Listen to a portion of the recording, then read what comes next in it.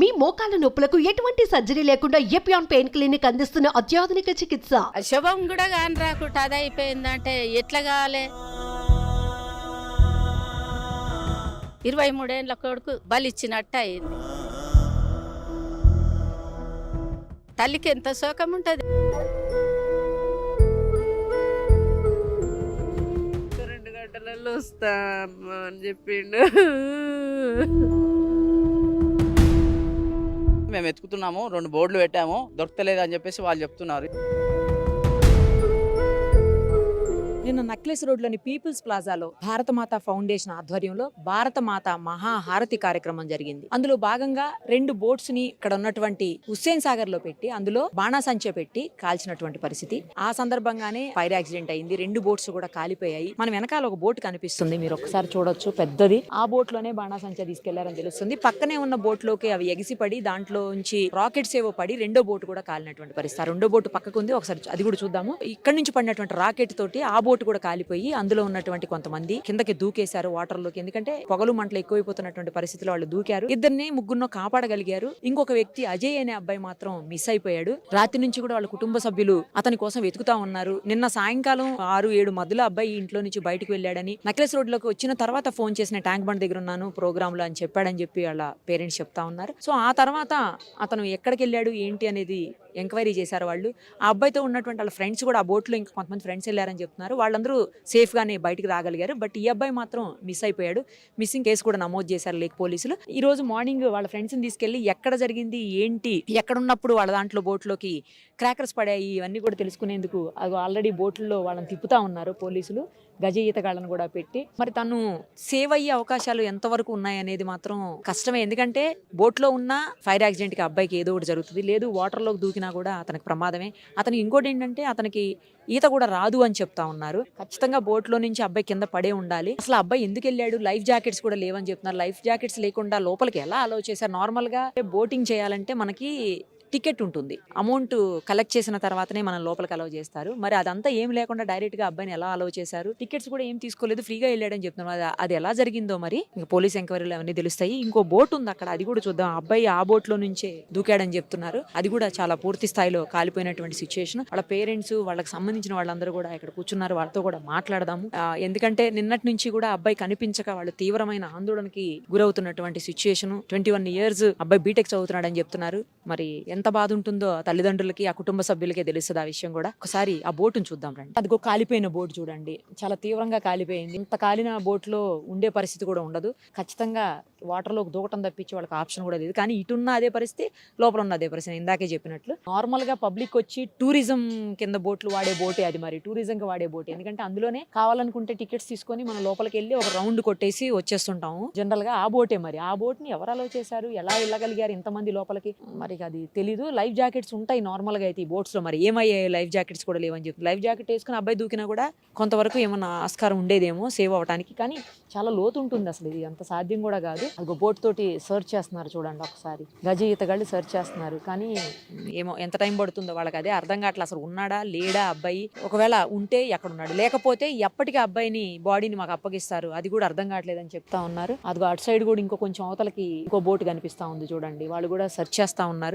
ఏదైనా ఇలాంటి ప్రికాషన్స్ తీసుకోకుండా లోపలికి వెళ్ళడం, తర్వాత పర్మిషన్ ఉందో లేదో అది కూడా ఇంపార్టెంట్. నెక్స్ట్ క్రాకర్స్ కాల్చడానికి కూడా పర్మిషన్ లేదు అని కొంతమంది అంటున్నారు. మరి అది కూడా నిజమైతే వాళ్ళ మీద కూడా కేసు బుక్ చేయాల్సి ఉంటుంది 100%. ఇంకోటి వాటర్ లోకి ఆ టైంలో మరి క్రాకర్స్ ఎందుకు కాల్చారో ఏంటో అసలు ఇక్కడ ప్రోగ్రామ్ జరుగుతున్న టైంలోనే వెనకాల క్రాకర్స్ అంటే వాటర్ లో కాల్చాలి అని ఏమన్నా అట్లా ప్లాన్ చేశారో మరేమో ఇక తెలియదు డీటెయిల్స్. ఒకసారి వాళ్ళ పేరెంట్స్ తో మాట్లాడదాము. వాళ్ళ కుటుంబ సభ్యులు అలాగే చాలా మంది ఉన్నారు వాళ్ళకి సంబంధించిన వాళ్ళు. ఇంకోటి ఏదైతే ప్రమాదం జరిగిందో ఆ సమయంలో ఇక్కడ ఉన్నటువంటి ప్రత్యక్ష సాక్షులు కూడా ఉన్నారు. అందరితోటి మాట్లాడే ప్రయత్నం చేద్దాం. వాళ్ళ మదర్ ఇప్పుడు ఇక్కడే ఉన్నారు.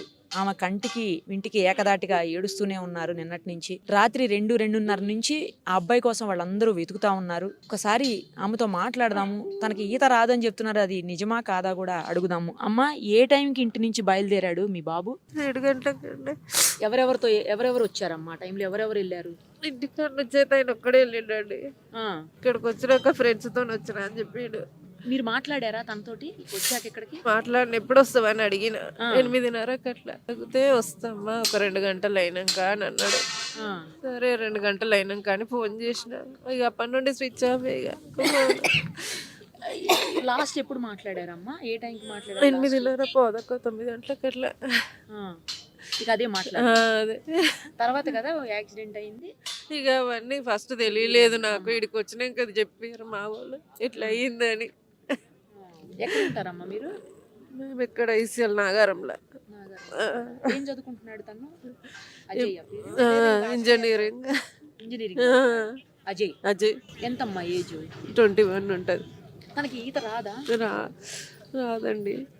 ఈత రాదు. తనతో పాటు ఉన్న ఫ్రెండ్స్ ని అడిగారా మీరు ఏమైంది, తను ఏమయ్యాడు అని అడిగారా? అడిగాము. అడిగితే ఇట్లా అవేమో టపాకీలు కాలుస్తే మా దాంట్లో వచ్చి పడ్డాయి. అయితే మేము సడన్లో దుంకినాము, ఆయన ఎక్కడికి వెళ్ళిండో తెలియదు అంటారు వాళ్ళు. ఇప్పుడు వీళ్ళున్న బోట్ లో టపాసులు లేవు కదా?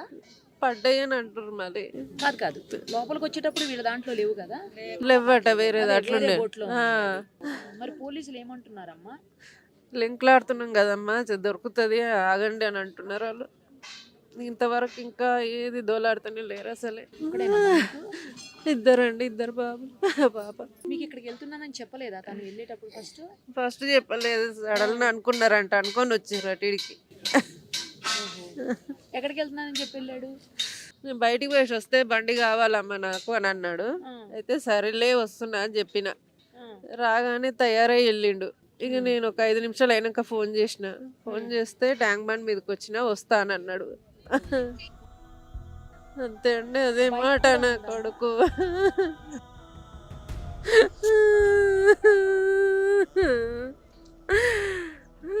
వస్తా అన్నాడు, 2 గంటలలో వస్తా అమ్మా అని చెప్పిండు.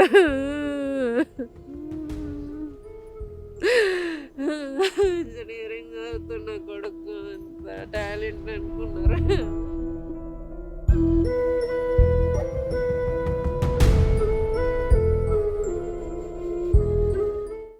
ఏం జరిగిందమ్మా అసలు చెప్పండి, మీకు తెలిసినంత వరకు ఏం జరిగింది? నాకు తెలిసిన రాత్రి ఇక్కడ బోట్లో వెళ్ళిర్రండి అందరు, మా కొడుకు వాళ్ళ ఫ్రెండ్స్ అందరు కలిసి వెళ్ళిర్రు. అయితే అక్కడ ఆ బోట్ కాకుండా పక్క బోట్లో ఇంకా టపాకాసులు ఉన్నాయంట. దాంట్లో కాలుస్తుంటే అది వచ్చి ఈ బోట్లో పడ్డదంట.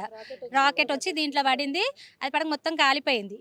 వాళ్ళ ఫ్రెండ్స్ అందరు దుంకేసిర్రు, అంటే పట్టుకున్నారంట. అది దుంకే వరకు మా బాబుకు మరి కాలిందో ఏమైందో తెలియదు, అలా పడ్డాడు అనేసి చెప్తున్నాడు. అది చూడాలి, చూస్తే తెలుస్తుంది. పోలీసు వాళ్ళు మాత్రం ఇంతవరకు రియాక్ట్ అవుతలేరండి. నిన్నంతా మీటింగ్ అయ్యింది, రాజకీయాలని అన్నీ అయినాయి, వచ్చిర్రు వాళ్ళ పార్టీ వాళ్ళు వెళ్ళిపోయారు. ఇక్కడ ఒక మనిషి పడ్డాడు, ఏమైంది ఏందని ఇంతవరకు ఎవరు వచ్చింది లేదు, చూసింది లేదు, ఇక్కడ ఎంక్వైరీ చేసింది లేదు. ఇప్పుడు అల్ల కూడా దోలాడుతున్నాం అంటారు, కానీ అది ఎట్లా దోలాడుతున్నారు వాళ్ళకే అర్థం కావాలి. ఇంతవరకు వాళ్ళు ఈతగాళ్ళని వచ్చి పంపించి ఆ బోటు మీద తిరుగుతే ఏం దొరుకుతారండి వాళ్ళు? మనిషి లోపల పడ్డ మనిషి బయట ఎట్లా కనిపిస్తాడు? ఈతగాళ్ళు వచ్చి చూస్తేనే కదా మనిషి ఉన్నాడా లేదా అని తెలిసేది. మా అక్క చూడ ఎంత నిన్న రాత్రి నుంచి అండి తను ఒక్కటే ఏడుసుకుంటా కూర్చుంది ఇక్కడ. నైట్ పడ్డాడు అబ్బాయి, ఇంతవరకు అజుకే తెలియదు అసలు. చెప్పడం లేదు సరిగా, రెస్పాన్స్ సరిగా ఏం లేదు, అక్కడ చాలా ఇబ్బంది అయిపోతుంది. పబ్లిక్ కూడా నిన్న రాత్రి చాలా మంది పబ్లిక్ ఉన్నారండి. అది పడ్డారు, పడంగానే ఎంత మంది రియాక్ట్ అవ్వచ్చు? పబ్లిక్ లేరని కూడా కాదు, నిన్న రాత్రి మీటింగ్, ఇంత పెద్ద మీటింగ్ అయినప్పుడు ఎంత మంది పబ్లిక్ ఉంటారు ఇక్కడ? అసలు కాదండి, అలా టపాకా అసలు కాలువనికి పర్మిషన్ ఎవరు ఇచ్చిర్రు? అసలు అలా కాలువనే కాలవద్దు. నిన్న నైట్ జరిగినది ఇష్యూ మాకు తెలిసింది 3 గంటల సమయంలో. మా 3 గంటల సమయం తెలియగానే మేము ఇక్కడ రావడం జరిగినది. అందులో ఈ నుంచి వాళ్ళ ఎంబడి మా బాబు 2 పిల్లలు వచ్చారు. వాళ్ళు వచ్చిన సమయంలో వాళ్ళు చెప్పడం ఏంటంటే, వాళ్ళు మాతో పాటు వచ్చిండు, మేము బయటకు వచ్చాము, ఆ బాబు ఒక్కడే బయటకు రాలేదు, మీది ఇంటికి ఏమన్నా వచ్చాడా అని మమ్మల్ని క్వశ్చన్ వేశారు. క్వశ్చన్ వేస్తే ఇంత రాలేదు, మరి మీకేమన్నా తెలిసి చెప్పండి అంటే, ఇక్కడ బాణసంచాలు తెలుసు, మాకు ప్రాబ్లం అయింది, ఇక్కడ పిల్లాడు మాకు మిస్ అయ్యిండు, మా దగ్గర రాలేదు, మరి మీ దగ్గర వచ్చారని మాకు కాల్ చేశారు, మాకు ఇంతవరకు రాలే అనేసి మేము అడావిడిగా ఇక్కడ వచ్చి, ఇక్కడ ఎవరిని అడిగినా అని SI గారు అని CA గారు అని మాకు తెలియదు, మేము ఎత్తుకుతున్నాము, 2 బోర్డులు పెట్టాము, దొరకలేదు అని చెప్పేసి వాళ్ళు చెప్తున్నారు. ఇన్ఫర్మేషన్ ఇది మాకు ఇంతవరకు ఏ ఇన్ఫర్మేషన్ కరెక్ట్ లేదు. అయినా అని ఈ ఆయుషా భారత్ అని స్టేజ్ అనేది భారత్ మాతది స్టేజ్ చేసిరు. ఆ స్టేజ్ వెనకాలనే కాలవాలంటే ఈ ట్యాంక్ బండిల్లో కాలవాలని ఏముంది? ఇక్కడ ముందు కాల్చో బయట కాల్చవచ్చు కదా, బయట లోపల కాల్చి ప్రాణాలు పోయేటట్టు ఆల్రెడీ ప్రాణాలు పోతున్న వాళ్ళని తీసుకొచ్చి ఇంకా పోకుండా మంచి కాపాడాలని చూడాలి, కానీ ఇంకా అక్కడనే కాల్చి వాళ్ళని కాపాడలేక వాళ్ళని వదిలిపెట్టేసి ఒక్కడే 2 మిస్ అయినారు. అందులో మా బాబు ఒకడు.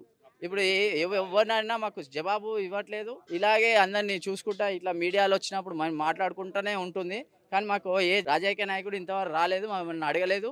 అదేదో అంటున్నారు ఎవరో ఇక్కడ ఉన్న వాళ్ళు, యశోద హాస్పిటల్లో ఒక బాబు ట్రీట్మెంట్ ముందు అక్కడ వెళ్ళి పరామర్శించిన అని చెప్తున్నారు, ఇక్కడ మాకు ఎవరు పరామర్శించడానికి రాలేదు.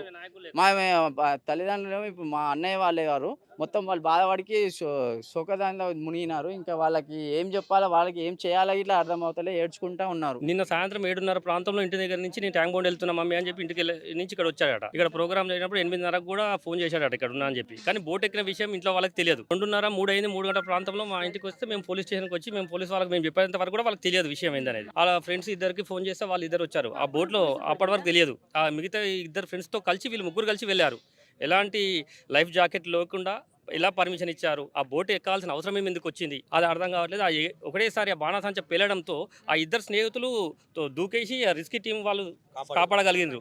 ఈ మావాడు అందులోనే ఉన్నారని చెప్పి ఆ ఇద్దరు మిత్రులు చెప్పడం జరుగుతుంది. కానీ ఇంతవరకు ఎవరు పట్టించుకుంటలేరు. ఇది ఏం అర్థం అయితే ఎలాంటి రాజకీయ నాయకుడు కూడా వచ్చి ఎలాంటి సమాచారం మాకు చెప్పట్లేదు. ఎక్కడో హాస్పిటల్ పోయి వాళ్ళని పరామర్శించిన ఇలా పరామర్శించిన అని చెప్తున్నారు. మళ్ళీ ఇక్కడ గల్లంతైన వ్యక్తిని ఎవరు పట్టించుకునే నాయకులు లేడు. కింద వాటరు, మీద మంట, అక్కడ మంటలు చెలరైనప్పుడు మనిషి కింద పడ్డ ప్రమాదమే, మీద ఉన్న ప్రమాదమే. ఇలాంటి సంఘటన చేయకూడదు. చాలా దురదృష్టకరము. ఇటువంటి ఎవరికి కూడా రావద్దు. పగోను కూడా ఇలాంటి సంఘటన జరగకూడదు. చాలా బాధాకరం. ఇంకోటి ఏంటంటే మాకు తెలిసి మేము 3 గంటలకు మేము వచ్చి పోలీస్ స్టేషన్ సంప్రదించడం జరిగింది. తెలియకుండా ఇంకెవరైనా ఉన్నారేమో మా అనుమానం అంతే. మా అబ్బాయి రాలేదని మాకు అనుమానం వచ్చి మేము ఇక్కడ కంప్లైంట్ చేయడం జరిగింది. ఆ ఇద్దరు మిత్రులు చెప్పడం ద్వారా మాకు అట్లా సింగిల్గా వాళ్ళని మిత్రులు వాళ్ళని వచ్చి ఎవరైనా ఉన్నారేమో అని చెప్పి అది కూడా ఇంతవరకు తెలియని విషయం మాకు. అజయ్కి ఏమైతారమ్మా? నాయనమ్మ ఏమైంది? ఎప్పుడు వెళ్ళిండి? మీతో ఎప్పుడు మాట్లాడిండు? పొద్దున 9 గంటలకు అట్లా ప్రోగ్రామ్కి వచ్చిర్రు 3 దోస్తులు కలిసి. ఆ పిల్లగాడు వెళ్ళనే వెళ్ళాడు సామాన్యంగా బయటకు. అసలు అయితే వెళ్ళనే వెళ్ళాడు. కాలేజీకి పోవాలి రావాలి, కాలేజీకి పోవాలి రావాలి, ఇంట్లోనే ఉండాలి. ఇక నిన్న ఆ దోస్తులతో వచ్చిండ్రేమో, ఈడ చూసిండ్రేమో. ఈడ చూసి తల్లికి పోతున్నామ్మా అంటే జల్ది రమ్మని తల్లి అన్నది. సరే నాన్న మళ్ళీ ఇక మళ్ళీ ఇంకా రాలేదని తల్లి 9 గంటలకు ఫోన్ చేసి, తల్లి 9 గంటలకు ఫోన్ చేస్తే మాట్లాడండి. మళ్ళీ 10 గంటలకు ఫోన్ చేస్తే మాటలేదు, స్విచ్ ఆఫ్. ఈ పెద్దోళ్ళు ఉన్నారు పట్టించుకోవాలి కదా. ఇక్కడ నిన్ననే అయ్యింది కదా. ఇక్కడ పిల్లగాని శుభమన్న కానీ వచ్చినా కానీ మేము ఇంత దోషుల మన్న ఎత్తిపోసి వెళ్ళిపోతుంటుంది. ఆ శుభం కూడా కాని రాకుండా అది అయిపోయిందంటే ఎట్లా కావాలి? తల్లికి ఎంత శోకం ఉంటుంది, ఎంత పుత్ర శోకం ఉంటుంది. 23 ఏళ్ళ కొడుకు బలిచ్చినట్టు అయింది. సుమన్ టీవీలో మీ పర్సనల్ అండ్ బిజినెస్ ప్రమోషన్స్ కోసం కింది నెంబర్కి కాంటాక్ట్ చేయండి.